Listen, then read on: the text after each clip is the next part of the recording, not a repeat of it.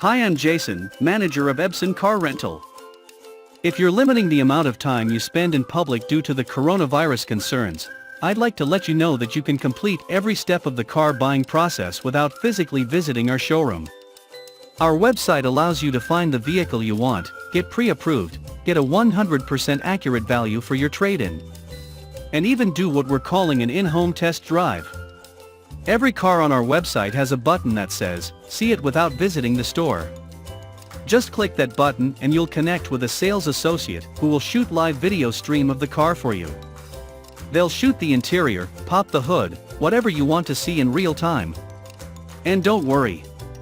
You can see the car and the sales associate, but you're never on camera yourself. If you decide you'd like to purchase a car, we'll even deliver it to you at no charge within 50 miles of our dealership. There's no need to come in to sign the paperwork. We're taking these extra steps because the safety and comfort of our customers is always our #1 priority. We hope you buy your next vehicle online at Epson Car. I'm going to show you 10 ways to get your very first customers. This will get you started on the right path and, most importantly, help you better understand what works and what doesn't for your online store. Your goal is to get 10 sales using each of the methods below in the order listed. Try not to skip to the next task until you have received an order. Your goal beyond getting your initial sales is to understand how each of the channels works for you and your brand, as well as their level of difficulty. So, are you ready to get your first sales?